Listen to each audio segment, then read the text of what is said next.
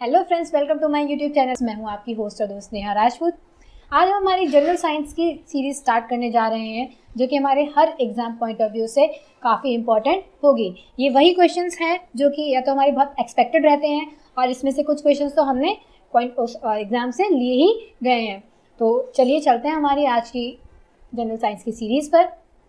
बढ़ते हैं। इसमें हमारे सबसे पहले तो हम बता दें, इसमें हमने तीनों पोर्शन के, जो साइंस के तीनों पोर्शंस होते हैं, यानी जनरल साइंस हमारी तीनों से बनी होती है, तो हमने हम तीनों पोर्शन के बायोलॉजी, केमिस्ट्री एंड फिजिक्स तीनों के कंबाइंड क्वेश्चंस रखे हैं, तो कि आपके लिए काफ़ी इंपॉर्टेंट और यूजफुल होने वाले हैं।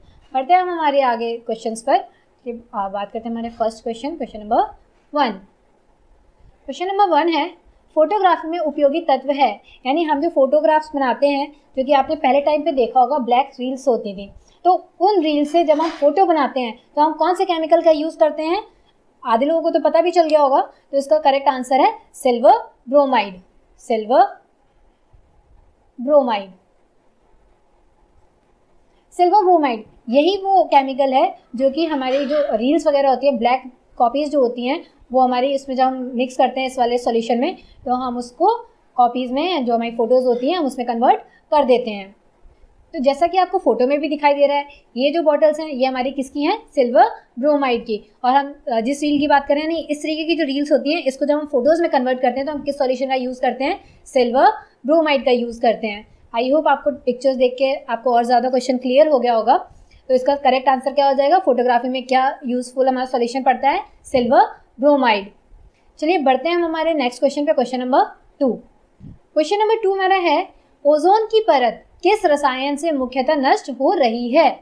अब हमें सबसे पहले तो कि ये ओजोन लेयर होती क्या है? ओजोन लेयर वो लेयर होती है जो हमारी पृथ्वी के ऊपरी सतह पर होती है, और ये किससे बचाती है? ये हमारी पृथ्वी को सूरज की जो अल्ट्रावायलेट हार्मफुल रेडिएशंस होती हैं उनसे बचाती है। तो अभी हाल ही में ओजोन लेयर में एक क्या हो गया है? होल हो गया है, जो कि अंटार्कटिका में पाया गया है। तो ओजोन हमारा सबसे ज़्यादा, ये हमें पूरी अर्थ को प्रोटेक्ट करती है यूवी रेज से। कौन सी रेज से?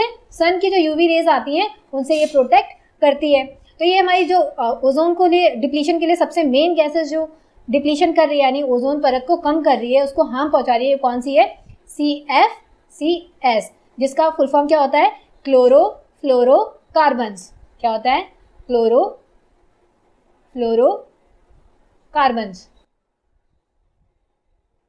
फ्लोरोकार्बन्स।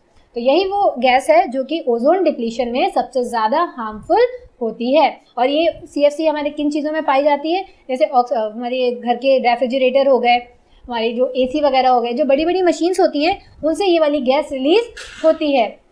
तो और हमारी ओजोन लेयर कौन सी, सबसे ज़्यादा क्वेश्चन जो आता है, ओजोन हमारा कौन सी यूनिट में मापा जाता है? तो ओजोन हमारा कौन सी यूनिट में नापा जाता है? डॉप्सन यूनिट में। डॉप्सन, ये काफ़ी ज़्यादा बार क्वेश्चन रिपीट भी होता है हर एग्जाम में, और सबसे ज़्यादा पूछा जाने वाला क्वेश्चन है कि ओजोन जो होता है वो हमारी कौन सी यूनिट में मेज़र किया जाता है? डॉप्सन यूनिट में मेज़र किया जाता है। ये कौन सी लेयर पे, एक सेकंड क्वेश्चन हमारा इसका बन जाता है कि ये कौन सी लेयर पे होता है? ये हमारी कौन सी स्ट्रेटोस्फीयर पर होता है। ये थे हमारे ओजोन से संबंधित काफ़ी इंपॉर्टेंट कुछ क्वेश्चंस थे। आई होप आपको ये वाला टॉपिक पूरा क्लियर हो गया होगा। यानी इससे जितने भी क्वेश्चन बन सकते थे वो मैंने आपको बता दिए हैं कि इसकी जो मेन गैसेस होती है वो CFCs होती है, इसी की वजह से ओजोन डिप्लीशन हो रहा है। और कहाँ पर सबसे बड़ा होल हुआ है? अंटार्कटिका में हुआ है। इसका फुल फॉर्म क्या होती है? क्लोरोफ्लोरोकार्बन्स। ओजोन को हम कौन सी यूनिट में मेजर करते हैं? डॉप्सन यूनिट में मेजर करते हैं। ओजोन लेयर कौन सी स्फीयर में पाई जाती है? ये पाई जाती है हमारी स्ट्रेटोस्फीयर में पाई जाती है। आई होप आपको सारे क्वेश्चंस और सारे डाउट्स क्लियर हो गए हों। बढ़ते हैं हम हमारे नेक्स्ट क्वेश्चन नंबर 3 पर। क्वेश्चन नंबर 3, राष्ट्रीय रासायनिक प्रयोगशाला कहाँ स्थित है? राष्ट्रीय रासायनिक प्रयोगशाला यानी ये जो हमारी केमिस्ट्री लेबोरेटरी है, केमिस्ट्री की केमिकल लेबोरेटरी, ये कहाँ पर स्थित है? जो कि नेशनलाइज्ड है। नेशनल केमिस्ट्री लेबोरेटरी ये हमारी कहाँ पर है? पुणे में। पुणे में हमारी राष्ट्रीय रासायनिक प्रयोगशाला स्थित है। चलिए बढ़ते, इसमें ज़्यादा कुछ बताने की ज़रूरत है नहीं, ये तो हमारा सीधा सीधा वन वर्ड लाइनर ही क्वेश्चन पूछा जाता है। तो ये हमारी कि आपकी रासायनिक, यानी ये जो नेशनल केमिकल लेबोरेटरी है, यानी इसकी जो शॉर्ट फॉर्म में CSIR भी आ जाता है कभी, कि CSIR जो है वो आपकी कहाँ पर प्रेजेंट है? तो ये कहाँ पर है? पुणे में है। बढ़ते हैं हम हमारे नेक्स्ट क्वेश्चन नंबर 4 पर। क्वेश्चन नंबर 4, जब पानी उबलता है तो इसका ताप रहता है। यानी जब हमारा वाटर बॉईल हम करते हैं तो इसका जो टेम्परेचर होता है वो किस तरीके का रहता है, वो बढ़ता है, कम होता है, या किस तरीके का टेम्परेचर होता है, तो वो हमारा पानी का सेम रहता है। यानी वाटर बॉईल करने से पहले भी सेम वही टेम्परेचर रहेगा और वाटर बॉईल करते टाइम भी वही टेम्परेचर रहेगा, इसमें कोई भी चेंजेस नहीं आते हैं। तो क्या रहता है हमारा, ये सेम रहता है, ना तो ये इंक्रीज होता है ना ही ये डिक्रीज होता है। चलिए बढ़ते हैं हम हमारे नेक्स्ट क्वेश्चन नंबर 5 पर। क्वेश्चन नंबर 5, हाइड्रोफोबिया रोग किससे होता है? हाइड्रोफोबिया जो रोग होता है वो हमारा किससे होता है? अब हम सभी को, कुत्तों से तो हम बहुत जल्दी अवेयर हैं, यानी कुत्ते जब काट लेते हैं तो कौन सा रोग होता है? रेबीज रोग होता है। ये रेबीज यानी जब हमें रेबीज होने के बाद हमें कुत्तों से बहुत ज़्यादा डर लगने लगता है, कुत्तों से डर, और ये कुत्तों से डर हमारा क्या कहलाता है? ये हाइड्रोफोबिया कहलाता है। यानी रेबीज को हम क्या कह सकते हैं, ये कौन सा रोग होता है हमारा? हाइड्रोफोबिया रोग भी होता है, जैसे हम रेबीज भी कहते हैं, रेबीज का टीका भी लगता है। तो ये था हमारा, यानी जब हमें कहीं भी हम बहुत ज़्यादा उस टाइम पे हमें डर लगता है डॉगी से, हम दूर से देख भी लेते हैं तो भी हमें घबराहट सी होने लगती है, और ये घबराहट हमारी क्या होती है? हाइड्रोफोबिया होती है। और इसी यही जब रोग बन जाता है तो क्या कहलाता है हमारा? हाइड्रोफोबिया रोग। चलिए बात करते हैं हमारे नेक्स्ट क्वेश्चन पर, क्वेश्चन नंबर 6, यानी जो तत्व ऑक्सीजन पर प्रतिक्रिया नहीं करता है। अब क्वेश्चन को ध्यान से देखिएगा कि इसमें हमारी नहीं आ रहा है, लोग अक्सर जल्दी में क्वेश्चन पढ़ लेते हैं और ये नहीं वर्ड अक्सर हम लोग इग्नोर करते हैं। तो यहाँ पे क्या नहीं करता है? वह शरीर में कार्बोहाइड्रेट का संग्रह है, यानी स्टोरेज ऑफ कार्बोहाइड्रेट किसके रूप में होता है? तो जो हमारी ऑक्सीजन की प्रतिक्रिया नहीं होती उसमें जो कार्बोहाइड्रेट होता है उसका स्टोरेज किस रूप में होता है? तो ये हमारा किस रूप में होता है? सबसे पहले तो कार्बोहाइड्रेट हमारा एक न्यूट्रिएंट होता है, जो कि हमारा कैसा न्यूट्रिएंट होता है? एनर्जी गिविंग न्यूट्रिएंट, यानी ये हमें क्या प्रोवाइड करता है? एनर्जी प्रोवाइड करता है। तो एक चीज़ होती है कि हमारी फैट, जनरली लोग फैट और कार्बोहाइड्रेट में थोड़ा कंफ्यूज रहते हैं। फैट जो होता है वो भी हमारा एनर्जी गिविंग फूड होता है, एंड कार्बोहाइड्रेट जो होता है वो भी हमारा एनर्जी गिविंग फूड होता है। लेकिन फैट में क्या होता है? फैट से जो हमें एनर्जी मिलती है वो काफ़ी इंस्टेंट एनर्जी होती है, यानी हमें एनर्जी सबसे ज़्यादा जल्दी किससे मिलती है? अगर हमें कुछ रनिंग वगैरह फंक्शन करने हो तो हम क्या ग्लूकोज वगैरह यूज़ करते हैं, तो ग्लूकोज में सबसे ज़्यादा क्या होता है? फैट होता है, यानी ये इंस्टेंट एनर्जी प्रोवाइड करता है। तो फैट में हमें इंस्टेंट एनर्जी प्रोवाइड होती है, एंड कार्बोहाइड्रेट में हमें थोड़ी देर में एनर्जी मिलती है। तो इसमें हमसे कहा गया कि ये जो कार्बोहाइड्रेट है ये किस फॉर्म में स्टोरेज होता है बॉडी में? तो ये किस फॉर्म में होता है? ये हमारा होता है ग्लाइकोजन। किस फॉर्म में होता है आपका? ग्लाइकोजन। तो आपका आंसर क्या हो जाएगा? ग्लाइकोजन। यहाँ आप देख सकते हैं कि कार्बोहाइड्रेट का फंक्शन क्या है आपका? एनर्जी स्टोरेज करना। ये एनर्जी स्टोर करता है, किस फॉर्म में करता है? ये आपका स्टार्च और ग्लाइकोजन में एनर्जी स्टोर, जो आपकी कार्बोहाइड्रेट होती है ये आपकी स्टार्च और ग्लाइकोजन की फॉर्म में होती है। ये आपके स्टार्च जो होते हैं वो अलग अलग फॉर्म्स में होते हैं, आप देख सकते हैं इनकी जो शेप्स होती हैं स्टार्च की वो अलग अलग हो सकती हैं। एक तो ये आपकी स्फेरिकल शेप में, एक ओवल शेप में। तो स्टार्च की जो शेप्स होती हैं वो डिफरेंट फॉर्म्स में होती हैं। ग्लाइकोजन आपका लीवर में स्टोरेज रहता है, ये आप देख सकते हैं पिक्चर में आपका लीवर में। तो ये जो हमारा जो स्टार्च होता है ये जो कार्बोहाइड्रेट स्टोर करता है ये प्लांट्स में करता है, यानी प्लांट्स में कार्बोहाइड्रेट किस फॉर्म में स्टोर होता है? ये हमारा किस फॉर्म में होता है? स्टार्च की फॉर्म में होता है। और ह्यूमन बॉडी में कार्बोहाइड्रेट किस फॉर्म में हमारा स्टोरेज होता है? ये हमारा लीवर में ग्लाइकोजन की फॉर्म में स्टोरेज होता है। तो इसमें हमने काफ़ी कुछ इंपॉर्टेंट पॉइंट्स थे कि प्लांट्स में कार्बोहाइड्रेट स्टार्च की फॉर्म में होता है और ह्यूमन बॉडी में ग्लाइकोजन की फॉर्म में ये स्टोर होता है। आई होप आपको इसके सारे क्वेश्चंस क्लियर हो गए हो। तो बढ़ते हैं हम हमारे नेक्स्ट क्वेश्चन नंबर 7 पर। क्वेश्चन नंबर 7 है कि शुष्क बर्फ किसे कहते हैं? शुष्क बर्फ यानी ड्राई आइस। तो ड्राई आइस हम किसे कहते हैं? ड्राई आइस होती है हमारी solid carbon dioxide. Solid carbon dioxide, ये सॉलिड कार्बन डाइऑक्साइड जब आपकी, यानी हमने जनरली कार्बन डाइऑक्साइड जो सुनी है वो गैसेस फॉर्म में सुनी है, जो हम अपने ह्यूमन बॉडी में रेस्पिरेटरी सिस्टम में हम जो गैस रिलीज करते हैं वो हमारी गैस फॉर्म में होती है और कार्बन डाइऑक्साइड होती है। लेकिन वो कार्बन डाइऑक्साइड जो कि सॉलिड फॉर्म में आपकी होती है तो वो आपकी क्या कहलाती है? Dry ice. तो ड्राई आइस आपकी किस फॉर्म में होती है, यानी किससे बनी हुई होती है? ये आपकी सॉलिड कार्बन डाइऑक्साइड से बनी होती है। एक चीज़ और, एक हमारा पॉइंट हम एक एक्स्ट्रा ऐड कर देते हैं कि हमारी ये लाफिंग गैस होती है, एक लाफिंग गैस जिसमें हम काफ़ी हंसते हैं, लाफिंग गैस हमारी किसकी बनी होती है? Nitrous oxide. नाइट्रस ऑक्साइड क्या होती है हमारी? Laughing gas. यानी हम काफ़ी जब ज़्यादा हंसते हैं हमारी क्या होती है? Laughing gas. और सॉलिड कार्बन डाइऑक्साइड हमारी क्या होती है? Dry ice, dry ice. I hope आपको ये टॉपिक समझ में आ गया हो, कोई कंफ्यूजन नहीं होनी चाहिए। Nitrous oxide and carbon dioxide, आपकी नाइट्रस ऑक्साइड जो होती है वो लाफिंग गैस होती है, एंड सॉलिड कार्बन डाइऑक्साइड जो होती है वो जो ड्राई आइस होती है। चलिए बढ़ते हैं हम हमारे नेक्स्ट क्वेश्चन, क्वेश्चन नंबर 8 पर। क्वेश्चन नंबर 8 है कि एयर ब्रेक्स का आविष्कार किसने किया था। एयर ब्रेक्स जो होते हैं ये हमारे व्हीकल्स में जनरली पाए जाते हैं, या आप एरोज में देख सकते हैं जैसे कि डायग्राम में है। ये जो ब्रेक्स होते हैं, इन ब्रेक्स का आविष्कार किसने किया, तो इनका जो डिस्कवरी थी यानी ये किसने किया था, ये जी बोस्टिंग हाउस, जी बोस्टिंग हाउस, यानी जी बोस्टिंग हाउस ने एयर ब्रेक्स का आविष्कार किया था। इसमें मुझे ज़्यादा समझाने की नहीं ज़रूरत है क्योंकि आपको ब्रेक्स समझ में आ ही रहे हैं। एयर ब्रेक्स जो हम व्हीकल्स में यूज़ करते हैं, तो इसका आविष्कार किसने किया, जी बोस्टिंग हाउस ने। नेक्स्ट क्वेश्चन है हमारा क्वेश्चन नंबर 9। जल का अधिकतम ये जो घनत्व होता है वो कितना होता है, यानी घनत्व हमारा क्या होता है, डेंसिटी, डेंसिटी। तो ये कितना होता है, 4 डिग्री सेल्सियस। तो इसका आंसर क्या हो जाएगा हमारा, 4 डिग्री सेल्सियस। अब हम जल की बात कर ही रहे हैं, तो ये जो हमारा घनत्व, जल की डेंसिटी हमारी कितनी होती है, 4 डिग्री सेल्सियस।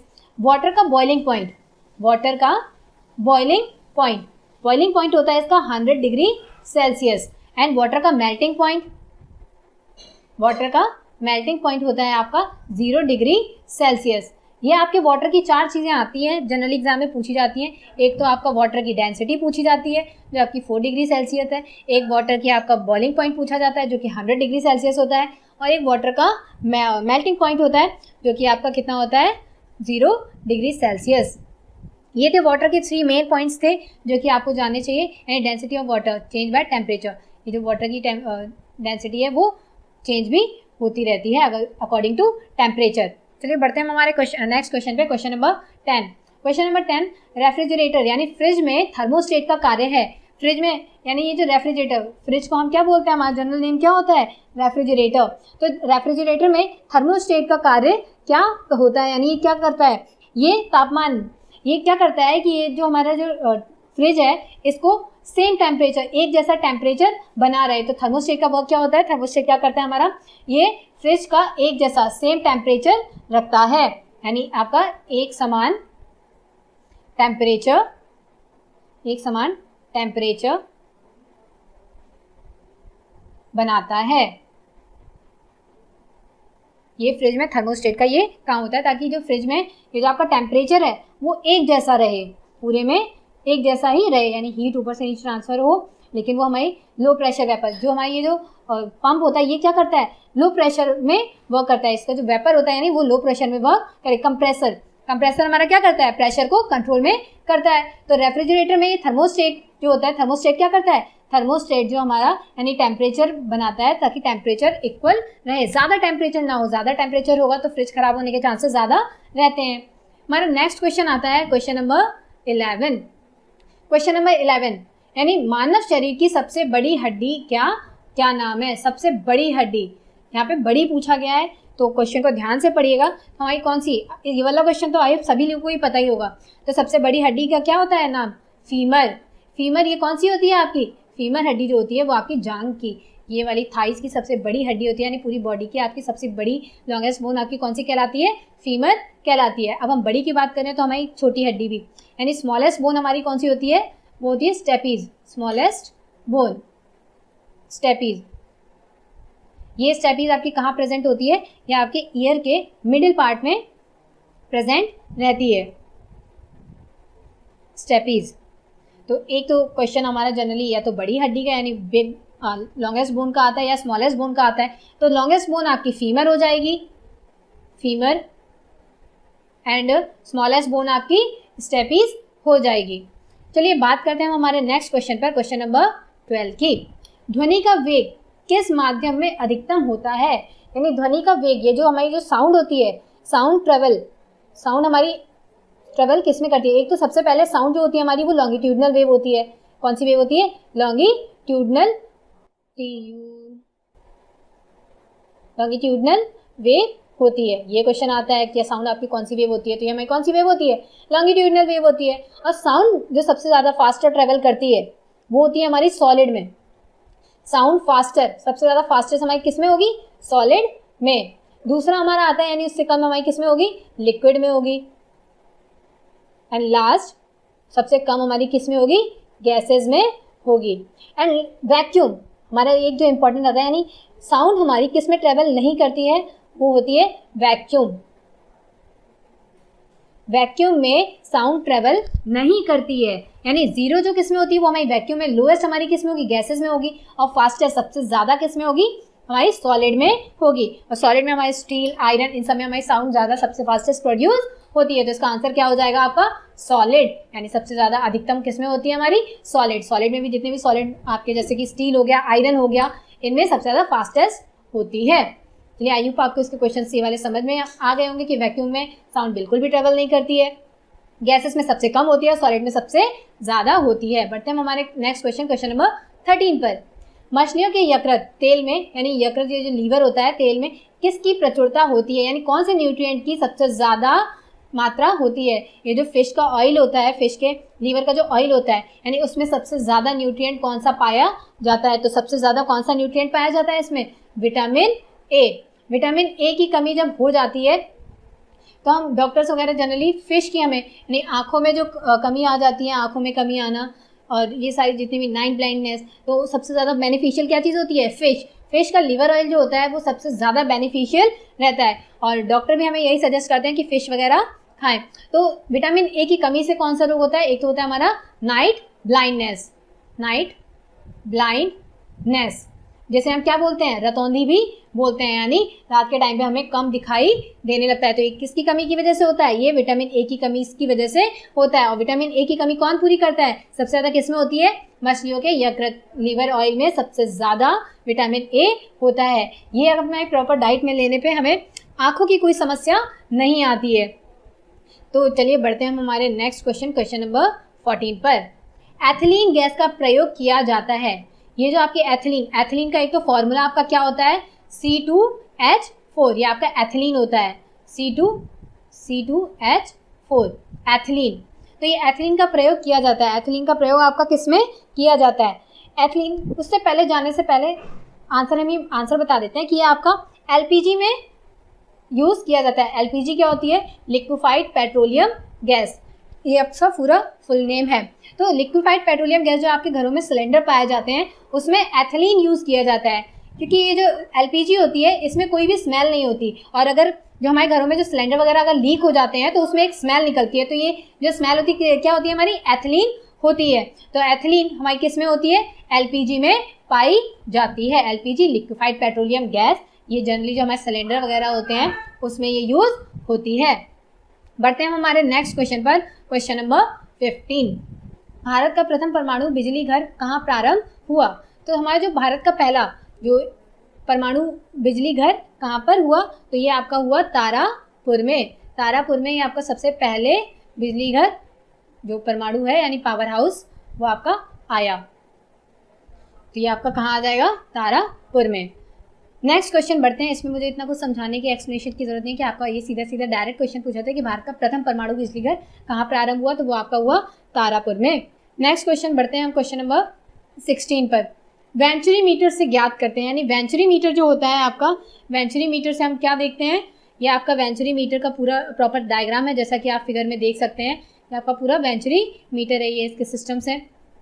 तो वेंचुरी मीटर से हम क्या देखते हैं, ये जो हमारा वाटर है, वाटर का लेवल, जल की प्रवाह दर, यानी वाटर का जो जल की प्रवाह दर, आपका जो वाटर है, हमारा जो वाटर है वो किस लेवल पर, किस तरीके से, यानी किस रेट पर वो आपका जा रहा है, वो हम किससे देखते हैं, वेंचुरी मीटर से। जल की प्रवाह दर हम किससे नापते हैं, आपका वेंचुरी मीटर से। ये आपका पूरा जो आप देख सकते हैं वेंचुरी मीटर है, ये इस तरीके से इसके सिस्टम्स लगाए जाते हैं बीच में। और ये वाटर का फ्लोट, यानी वाटर का फ्लोट किस वे में, किस रेट पर है, ये आप कौन देखता है, वेंचुरी मीटर देखता है।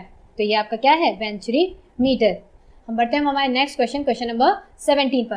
पत्तियों में पाया जाने वाला तत्व, एक वैसे तो हमारे जो लीव्स होती हैं उसमें बहुत सारी चीज़ें पाई जाती हैं, लेकिन सबसे मेन इंग्रेडिएंट, मेन एलिमेंट जो होता है वो होता है हमारा मैग्नीशियम। मैग्नीशियम, मैग्नीशियम, हमने जो टेस्ट वगैरह भी हम करते हैं प्रेजेंस ऑफ क्लोरोफिल हम जब देखते हैं तो उसमें आयोडीन और क्या लिया जाता है, मैग्नीशियम ही होता है उसमें। तो हमारा जो लीव्स होती है, लीव में जब हम टेस्टिंग करते हैं तो हमारी पत्तियों में सबसे ज़्यादा तत्व कौन सा पाया जाता है, वो पाया जाता है मैग्नीशियम। ये हम लीव्स में मैग्नीशियम, ये जो टेस्टिंग हो रही है इसमें हमारा सबसे ज़्यादा तत्व मैग्नीशियम पाया जाता है। बढ़ते हैं हमारे नेक्स्ट क्वेश्चन, क्वेश्चन नंबर 14 पर।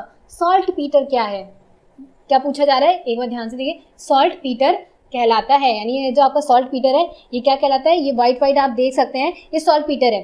तो आपको एक तो देखने से ही पता चल गया होगा कि हमारे कौन सा एलिमेंट, कौन सा कंपाउंड है, potassium nitrate. Potassium nitrate, potassium nitrate है, इसे हम क्या बुलाते हैं, सॉल्ट पीटर। ये हमारे छोटे छोटे दानों जैसा होता है, तो इसे हम क्या बोलते हैं, पोटेशियम नाइट्रेट। पोटेशियम नाइट्रेट का दूसरा नाम क्या कहलाता है, सॉल्ट पीटर। तो इसीलिए पूछा जाता है क्योंकि ये क्वेश्चन हमारा कि हम इसको सॉल्ट पीटर, पोटेशियम नाइट्रेट नहीं पूछा जाएगा कि पोटेशियम नाइट्रेट हमारा किस नाम से जाना जाता है, क्या पूछा जाएगा, सॉल्ट पीटर हमारा किस नाम से, यानी किसे हम सॉल्ट पीटर नाम से भी जानते हैं। तो हमारा कौन सा कंपाउंड सॉल्ट पीटर कहलाता है, पोटेशियम नाइट्रेट। बात करते हैं हमारे नेक्स्ट क्वेश्चन, क्वेश्चन नंबर 19 की। आपातकालीन घटनाओं के समय कौन सी ग्रंथि तुरंत सक्रिय होती है। आपातकालीन घटनाओं के टाइम पे, इमरजेंसी सिचुएशन में हमें कौन सा ग्लैंड सबसे ज़्यादा एक्टिव हो जाता है। तो कौन सा ग्लैंड सबसे ज़्यादा एक्टिव हो जाता है, या आप देख सकते हैं किडनी के ऊपर, ये कौन सा ग्लैंड है, एड्रिनल ग्लैंड। एड्रिनल ग्लैंड आपको सबसे ज़्यादा एक्टिव हो जाता है इमरजेंसी के टाइम पर। एड्रिनल ग्लैंड ये आपका कहाँ सिचुएट होता है, ये किडनी के दो टॉप मोस्ट साइड पर आके, ये दोनों किडनीज पर एड्रिनल ग्लैंड प्रेजेंट रहता है। एड्रिनल ग्लैंड क्या करता है, यह हार्मोन्स रिलीज करता है जो कि आपका इम्यून सिस्टम बढ़ाने में और पूरा हार्मोनल रिलीज में कि किस तरीके से फंक्शन हो रहा है वर्क, ये सारा चीज़ कौन देखता है, आपका एड्रिनल ग्लैंड ही देखता है। यानी immune system, metabolism, immune system metabolism बढ़ाने में हेल्प करता है। बात करते हैं हमारे नेक्स्ट क्वेश्चन, क्वेश्चन नंबर 20 की। क्वेश्चन नंबर 20, मानव शरीर में हाइड्रेशन, डिहाइड्रेशन किस पदार्थ, डिहाइड्रेशन होता है यानी वाटर की कमी, किस पदार्थ की कमी के कारण हो जाता है। तो ये हमारा डिहाइड्रेशन जो होता है वो किसकी कमी से होता है, ये डिहाइड्रेशन, हाइड्रो का मतलब ही होता है हमारा वाटर, डी यानी कमी। तो मानव शरीर में डिहाइड्रेशन हमारा किसकी कमी की वजह से होता है, वाटर की कमी की वजह से। हाइड्रेशन जब वाटर पूरा लेवल, यानी हमारी बॉडी में वाटर प्रचुर मात्रा में एकदम जितना उनको बॉडी को चाहिए होता है वो हमारा हाइड्रेशन कहलाता है। और जब वाटर हमारी बॉडी में वाटर की कमी होने लगती है तो वो क्या कहलाता है, डिहाइड्रेशन। यहाँ आप देख सकते हैं हाइड्रेशन में वाटर लेवल काफ़ी सही है तो ये हमारा क्या कहलाएगा, हाइड्रेशन। एंड जब वाटर की कमी होने लगती है तो वो क्या हो जाता है, डिहाइड्रेशन। तो ये किसकी कमी की वजह से होता है डिहाइड्रेशन, हमारा H2O यानी कि वाटर की कमी से होने लगता है। तो डिहाइड्रेशन हमारा वाटर और मिनरल्स की कमी की वजह से होने लगता है। जब डिहाइड्रेशन हो जाता है तो डॉक्टर्स हमें जनरली ORS वगैरह प्रेफर करते हैं। तो ORS में क्या होता है, वाटर और मिनरल्स प्रेजेंट होते हैं जो कि हमारी बॉडी में वाटर और मिनरल्स की कमी को कौन पूरा कर देता है, ORS घोल पूरा कर देता है। तो वाटर और मिनरल्स की कमी क्या कहलाता है, हमारा डिहाइड्रेशन। और इसको कैसे सही किया जा सकता है, इसको ORS वगैरह से इंस्टेंट सही किया जा सकता है। आई होप आपको ये मेरे 20 क्वेश्चन समझ में आ गए। एक्चुअली ये थे तो 20, लेकिन इसमें हमने इतना मैटर पढ़ लिया कि नियर अबाउट हमारे काफ़ी ज़्यादा इन्फॉर्मेशन गेन करने वाले क्वेश्चंस हो गए हैं जो कि आपके कहीं ना कहीं किसी ना किसी एग्जाम्स में पूछे जा सकते हैं। अगर आपको मेरा वीडियो अच्छा लगा हो तो please like my video. Thank you for watching this.